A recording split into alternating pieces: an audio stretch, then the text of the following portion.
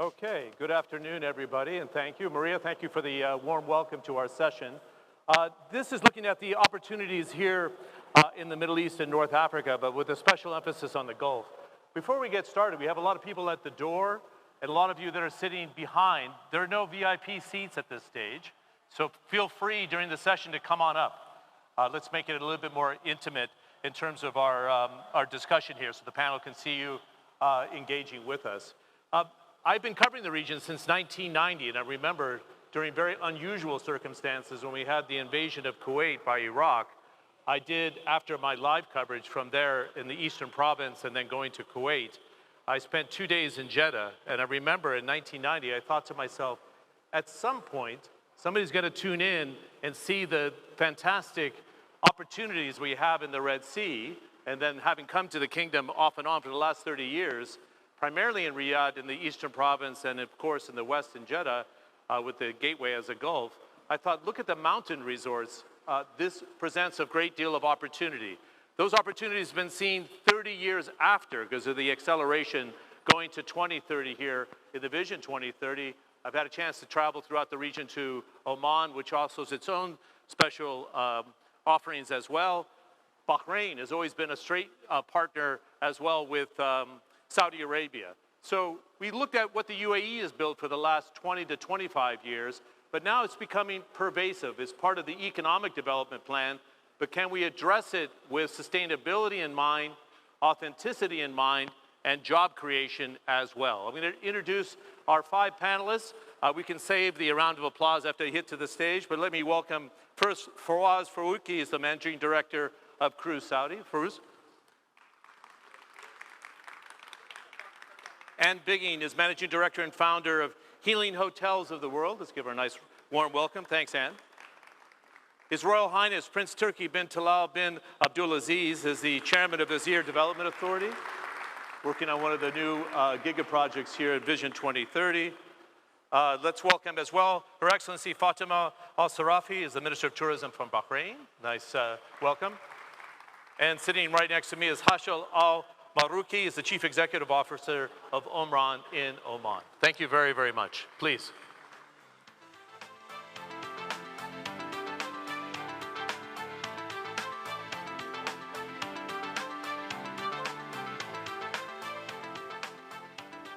What a great panel. We have about 35 minutes, so I've instructed our panelists to be very direct. In fact, we have 27 minutes, so we're going to be it's almost speed dating for looking at a region, right? So primarily home in on the Gulf region, but I think it'd be great if we can, Prince Turki, since it is one of the major giga projects, which is often overlooked this year.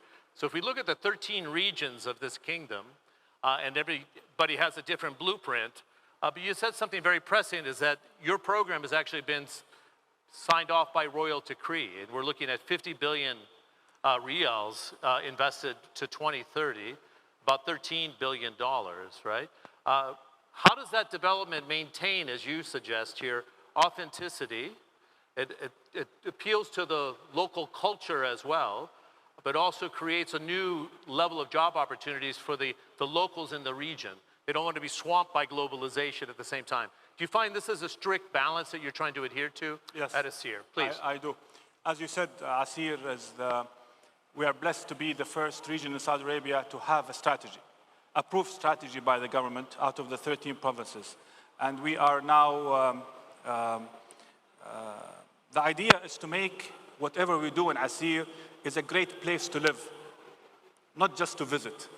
And in order to do that, what are the criteria that will enable you to make the place livable?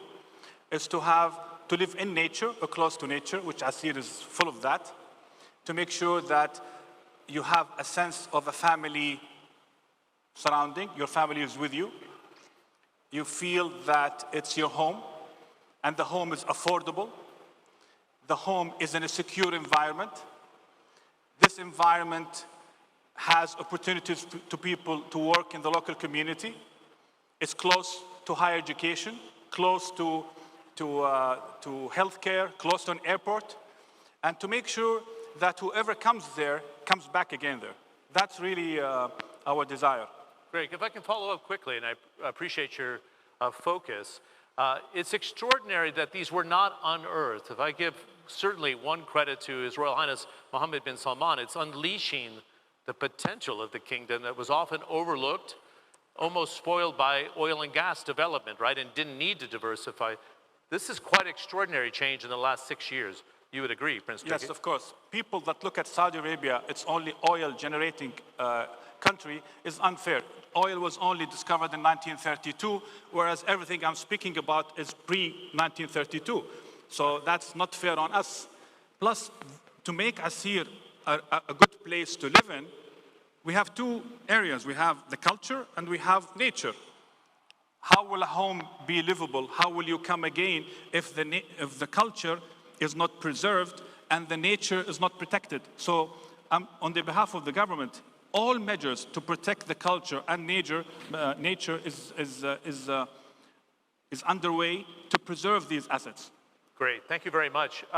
Your Excellency Fatima Sairafi, Bahrain, we had a chance to sit at the Green Economy Summit in Dubai just a few months ago, and you talked about sustainability, but you're trying to get this trio pulled together, sustainability, a human-centric approach to tourism, which I find interesting for Bahrain, which doesn't have a lot of land, so how do you do that, number one? And also make it an authentic experience, and that was our experience when we lived in the UAE. They started in this process of making it very modern, and us expats come in and we say, well, we actually want the historical experience and the hospitality of the Gulf. How do you strike that balance in Bahrain? So, John, that's a very interesting question. And one of the key things that we've noticed in Bahrain, that whenever we get expats or tourists visiting our country, one of the main things that they leave with is the authenticity of the experience that they have. And we have attempted and we have successfully incorporated that in our tourism experiences that we offer in the Kingdom of Bahrain. Those authentic experiences are delivered by Bahrainis. We invest a lot when it comes to human capital development, and we also make sure that through that human capital development, they are also very well integrated in the small and medium-sized enterprises that we have in the Kingdom of Bahrain. One of the key things that we boast about in Bahrain is that Bahrain is one of the main countries in the region that has that livelihood where expats actually want to not only live in, but they would actually attempt to retire in the Kingdom of Bahrain as well. And one of the key indicators for that is the very recent HSBC expat survey, which has rated Bahrain as one of the top 10 countries in the world where expats can live in. But going back, John, to your point about the authenticity and the human-centric aspect of it, one of the key things that we have done very well in Bahrain is creating those unique tourism offerings that have tourists leave Bahrain with a story to tell. Because at the end of the day, when you get tourists in Bahrain, or in any other country in the world for that, you would notice that they would want to leave that destination with an experience, with a story to tell. And I really believe that all our countries in the Middle East are very fortunate to have the culture and to have the history to capitalize on that opportunity. Good. My story to tell in Bahrain is they're like Swiss clocks. The Bahrainis show up for a meeting, they say it's going to be 12:30, it's 12:30. Not 12:31. Yes. And we pride ourselves on that. And the hospitality as well. Fawaz, it's great to see you, and I followed your story at Cruise Saudi, as you know, so we became friends in this period of time. There's almost two stories to tell at Cruise Saudi because you're collaborating with the Red Sea Development Authority, which is a pretty new entity, and you're collaborating with the major cruise line companies in the world at the same time. And then over the next 4 years, you're going to introduce your own lines of cruisers, more boutique, smaller experience. How do you try to pull these together when we talk about the beauty of the Red Sea itself, not overwhelming nature, right, but to preserve nature at the same time? Do you think you have the balance right in the development? And can you share the tales of collaborating with the government authority to make sure that it's looked at in its totality, if you will? So we at Cruise Saudi, we act as a one-stop shop for global cruise liners into Saudi Arabia. So in doing so, we provide to them all the collaboration needed with the government support with the different authorities. But then also, once passengers come on shore, what are the cruise experiences or the shore excursions they go into. So this is the mandate of Cruise Saudi. Now, it is very important, as His Royal Highness mentioned, that in Saudi Arabia, two of the most important value proposition is culture and nature. And it's our responsibility to make sure that we preserve our culture and the environment as well. And that's where the Red Sea, the Saudi Red Sea Authority comes in place. They have, their mandate is not just to be a regulator of the marine tourism industry, but also to protect the environment and also encourage investment and create jobs in the sector. So we collaborate with the Saudi Red Sea Authority and the government to make sure once cruise passengers come on shore, they follow the guidelines that are set by them to keep our culture and the environment intact. And also, at the same time, we speak the same language like the cruise companies to make sure we are business friendly to them and provide them with all the support required. Let me give you an example. Last year, just after COVID, when MSC was coming for the first time, they had crews from India and Philippines. And India and Philippines were on the red list of most countries. So we not only provided safe passage for these crew members to come on board of the cruise lines, but actually we provided vaccination services to these to the crew members to make sure MSC can operate during that season. Great. I'm going to circle back also about how you generate local jobs as well, because I think one of the things I see is a lot of investment, the local Saudi populations throughout the region, but it's how does it trickle down, as His Royal Highness was suggesting, to the local population so they can stay near home, they have job development, but I'll come back to you on that.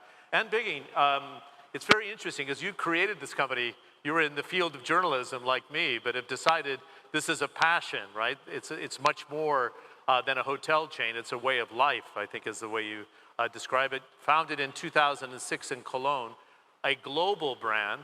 Do you want to focus on how you can bring this global brand into the experience of the Middle East? How do you see it as an opportunity? And with this development you see, for example, in the Kingdom or Oman or Bahrain, does it resonate with the healing hotels of the world? Do you want to start there? Great question. Thank you so much. I think this healing, holistic lifestyle, whatever you want to call this, has been my passion all my life. Hence, I left journalism. Hence, I left advising governments on tourism to create what I believe in, and that is a holistic setup, because I believe hospitality has a change or a momentous opportunity to change for better in the world. Okay, so I think our hotels are all over the world, I think in all continents, and I think the Middle East, and especially Saudi. This is the first time I've been to Saudi Arabia. I've been in the Middle East. We just very soon to open up our first hotel outside of Dubai, but coming back to Saudi, I'm so touched. I really am touched by the warmth and the hearts and the honesty of people here. I mean, these are real smiles. These are real hearts looking at you. And that, for me, is the core of living a holistic lifestyle. Because we all this morning, and all of this is great, but we talk about numbers, we talk about houses, we talk about transportation and cars. But who is in a house? Who is driving a car? Who is a customer? That's us, and that's me. And that's what I think is the most important being in all of this. So I think focus on humanity, focus on purpose, purposeful travel, making sure people travel to a place where they can better their lifestyle and so on. I know I go across your question, but yeah, no, very but it does. this. I can understand what you're thinking here, and I'm going to bring in our friend from Oman in just a second. But it's the traveler's changing, is it not? So your Healing Hotels brand, many people like to just escape, relax, and have a spa treatment, exercise, and almost a detox. Can that methodology work in this region, do you think? Okay, so we are not a spa group, but a healing hotel is a holistic setup where all parts of this, sustainability, amenities in the rooms, staff, we have special training for workshops for staff so that everybody in the hotel is on the same, vibrates on the same, or is aligned on the same vibration and is looked after. Staff eats the same food like guests eat and so on. And this is very important for us. The circle of well-being or healing should go into all parts of the location.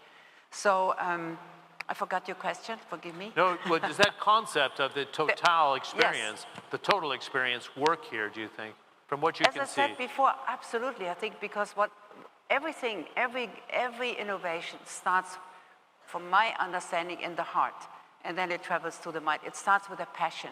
And when I see that the people I've met so far in Saudi, or may I say in the Middle East, are beautiful, warm-hearted people which are open for innovation, I would say this is a fantastic place. Good. All of the Middle East. Good. Hashil, it's great to have you. And I don't want to say I'm saving the best for the last, but I have to say the natural beauty of Oman is extraordinary. And OMRAN as a company had a limited mandate before, but you're a very busy man. It's a very wide mandate for development, not only five-star properties, and clearly not only in Muscat. It's going to the mountains, it's going to the coast as well. The theme is here, maximizing tourism opportunities. And I know the previous Sultan, rest his soul, was very concerned about preserving nature and not overrunning the country. And I know Sultan Haytham has the same mindset. How do you strike that development opportunity and trying to preserve nature as it is in Oman today? Thank you for that question, John. To be honest, when we started in Oman a long time ago, as you've mentioned, about having tourism, but we also protect the character of the country and the nature. We have more than 20 reserves there. We reserve from turtles to stars, believe it or not. We have few kilometers and millions of square meters just to be away from the pollution of lights. But that's pay off today. If you notice today, everyone is talking sustainability. Everyone's saying protecting nature. Everyone protecting this planet. So I think we've been prepared for it. All what we need to do now in Oman is capitalizing on what we have there. And I think we are on the right track doing it. In this region, we always been unified by the history, by the language, by the culture, by the roots, by what you call it. And I think now tourism is unifying us rightly. And you can tell from here, it's the same theme. Everyone is saying the same thing. We've been unified long time before. Tourism is bringing it on action, and we capitalize on that. Good. I know there's a great concern about making sure there's job opportunities, and I'd love others to jump in on this subject as well, but I'll follow up with you. In Oman, making sure that the Omanis, who are also like the Bahrainis that very much, they are willing to work in this service sector. So how do you, when you pick a project like Jabal Akhtar, which is a phenomenal place, 2,000 meters into the mountains, what's the strategy that also focuses on the local hiring opportunities? Also very important, something you brought up is the training opportunities as well. So it's not an easy thing to do, right? Because sometimes you're bringing it into a part of Oman that's very remote and not trained for the hospitality sector. Please. So this sector is about human and serving human. That's simple what it's all about. That's a very good way of putting it. That's what we do. And then we also do everything around that. So we have lots of initiatives that we have, and it's similar in the whole countries. That I said, tourism is unifying us. We have so many initiatives about developing our human capital. Not to the point they are only working in Oman in the remote areas. Today, as we are speaking, we have a number of Omanis working in Qatar during the World Cup in the hospitality. And they've been trained in Oman with an international curriculum, international credential. And yes, we develop them for the country, but we also help in the region. Because I always say, we can do it. We have it in the DNA. The hospitality, it's there. In the region here, it's there.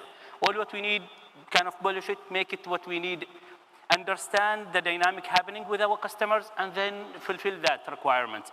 I think we share the idea about we develop human capital to lead this industry. Good.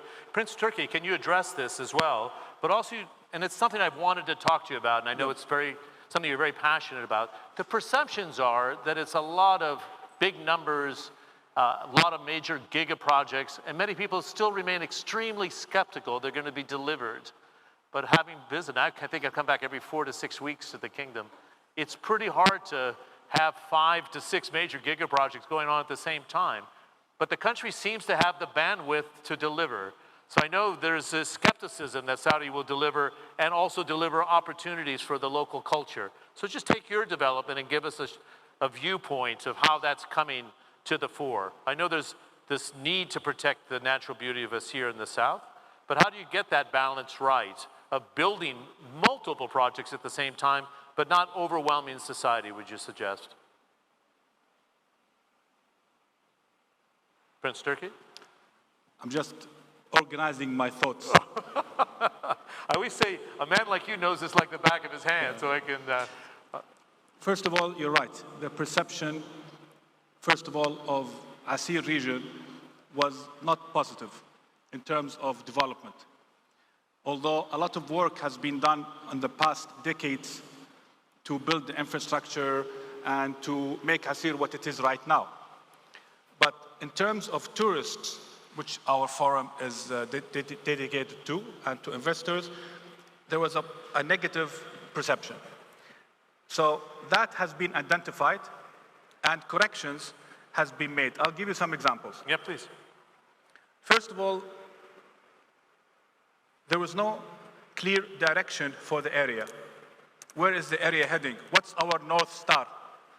Now we have, as I said in the beginning, we have a strategy and we have a North Star. Second, the people of Aseer have great potential, the actual people of Aseer, but unlocked in their area. So they unlocked their potential outside of the area, and you see them in excellent, they succeeded in many governmental agencies like Aramco. A lot of percentage of Aramco is from the Aseer area in particular and the South in general. Now, the potential has been unlocked. And I'll give you some examples. Because the people saw there is a direction and there is a plan to reach that goal, they unlocked their potential. I'll give you two examples. First, governmental agencies in Aseer now are ranking the top in Saudi Arabia among all of the other provinces in health, in the police departments, in the chamber of commerce, all across the board. Wow. It means they just needed a direction. Second, I'll just pick football. Two of our soccer teams now in Aseer, which were unknown. Now they are in the premier representing Aseer and competing with the champions of Asia, Al Hilal and Al Nasr and all the other clubs that are from Riyadh, ala kul hal.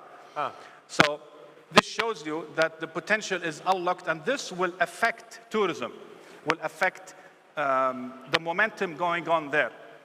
Now, one other thing regarding the perception is that the area is very expensive. The hotels are very expensive. Maybe in Oman, in Dhafar, which we are very similar, we are, the Dhafar with the capital is Salalah, we are benchmarking with them as one of our, maybe we could do some ideas to complement each other in the future. I will definitely take your card after this meeting to make sure this happens. But that it's expensive and the offerings are very weak because there is no competitive. And whoever has a hotel or a restaurant, he knows there is no competitive, so he does whatever he wants in the hotel. Now, this is history.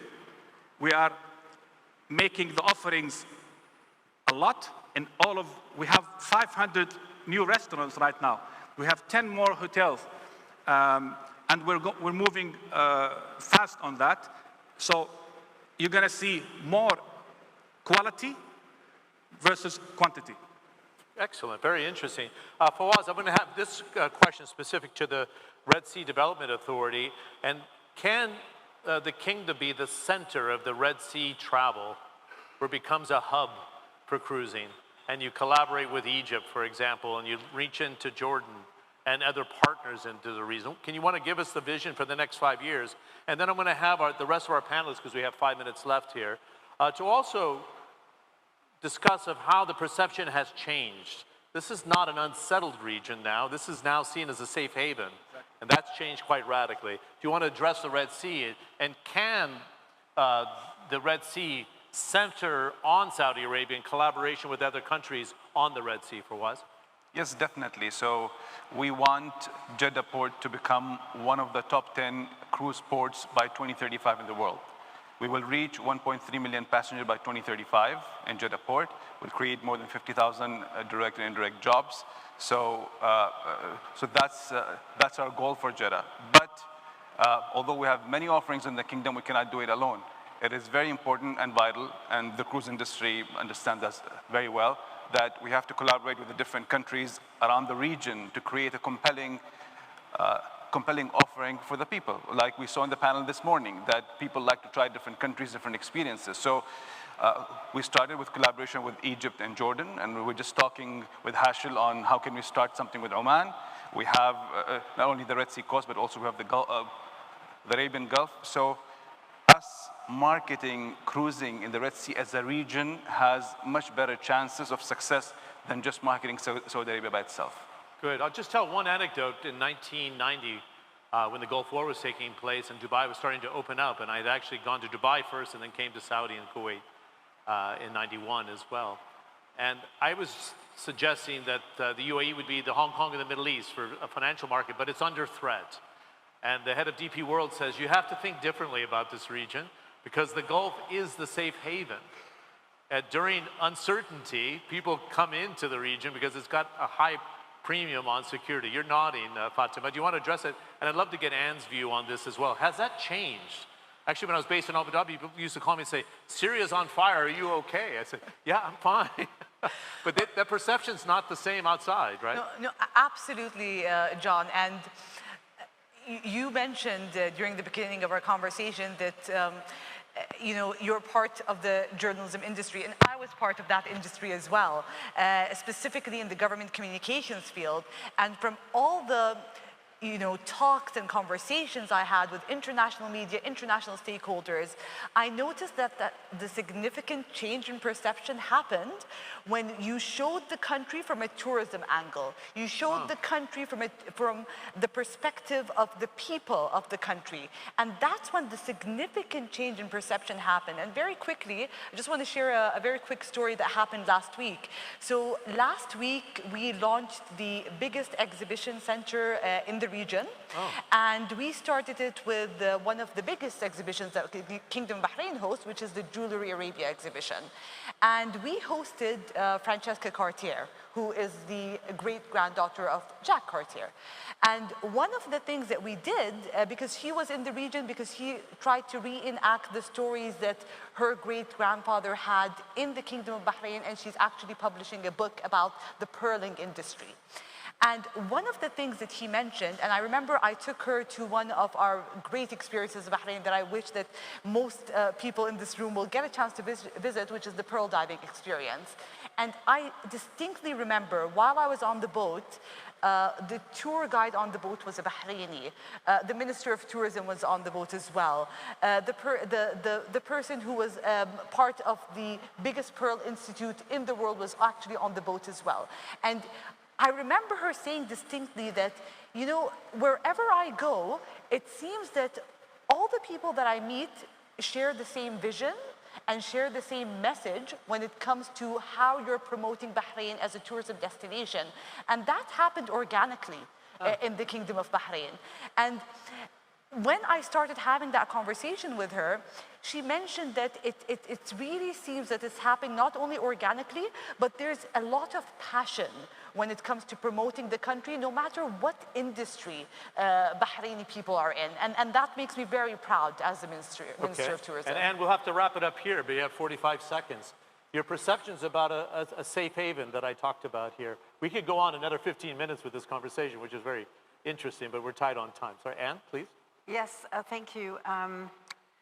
You know, at some point, and I was in Russia at that time, I called my hotels the peace points, because we have, you know, hotels all over the world. And I was just thinking, you know, the Middle East can become a huge peace point in the world if people go on their transformational journey, which, you know, everybody wants that now. We never discuss markets, but really the people want that. And so the Middle East becoming a peace point, a major peace point, that would be my wish. And we also host a healing summit, an annual healing summit across the world, and consider to maybe do this sometimes here, and where people really focus on what is truly preventive health, how can we move forward in our understanding, and so on. So this, you know, I try to get under the skin of the stuff here. Very good. Okay. Thank you. I'm apologizing. We have to cut this a little bit short, but we were given 25 minutes. I'm supposed to be chairing another panel, so I don't want Minister Al-Faleh upset that I show up late. Please. One thing you said about how How do you see after 5 years? There's one, I'll just take maybe 30 seconds. Very interesting. There's a dream that was articulated by the Crown Prince. The dream translated to a vision. For Aseer, I'm talking. The vision now has a plan that we're executing. My attendance with you today is part of the plan. Yeah. It's part of our plan to reach the vision, to reach what I see in Aseer in 5 years, as the question you have said. Let's say there is a doctor, he's an orthopedic living in a country. Him and his family decided to have a vacation. Might it be an agri-tourism or he wants to attend a conference with all the orthopedic doctors. He said, the whole family, let's check, where do we go? He sees Aseer trending in the social media with all the culture and the nature in it. Then he says, okay, I would like to go there. So the whole family, his wife, his children, his colleagues, and the whole orthopedic doctors in the world meet in Aseer. He takes his family with him.